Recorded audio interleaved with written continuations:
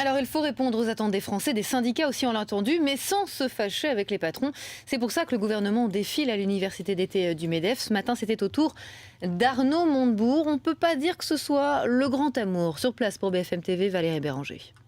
C'est vrai que le climat il est tendu entre Arnaud Montebourg et les chefs d'entreprise après les déclarations choc du ministre du redressement productif l'été dernier sur les patrons voyous. Ça lui avait valu une condamnation à 1 euro symbolique pour injure. Il y a eu aussi l'affaire, le dossier Peugeot PSA où le ministre avait pointé du doigt le manque de patriotisme de la famille Peugeot. Bref, tout cela a été du plus mauvais effet. Alors récemment, ce dernier a apaisé les relations via différentes interviews. Il a montré son attachement aux entreprises, mais c'est vrai qu'il n'a pas été reçu ce matin par Laurence Parisot, accueilli par la patronne du MEDEF. Le climat, en effet, est tendu et vous allez le voir, il en a bien conscience. Écoutez-le, c'était à son arrivée, il nous a donné quelques petits mots.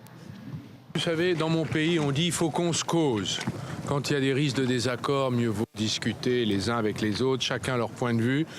Pour faire un pays, il faut se donner la main, même quand on a des points de vue différents. Donc je suis là pour ça. Nous ne sommes qu'au début d'un grand processus. Nous allons reconstruire ce pays pierre après pierre.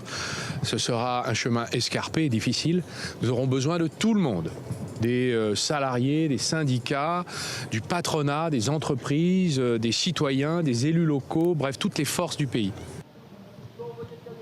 Voilà, donc à son arrivée, il a dit qu'il fallait qu'on se cause. C'est sa citation entre lui et les chefs d'entreprise, soulignant qu'il y aurait certainement quelques désaccords. Arnaud Montebourg qui ensuite, une fois à la tribune, a été interpellé à plusieurs reprises par NKN, Nathalie Kosciusko-Morizet, mais aussi par quelques chefs d'entreprise qui, ma foi, voulaient qu'il réponde au sujet des marges de l'ISF ou encore de la fameuse exception française.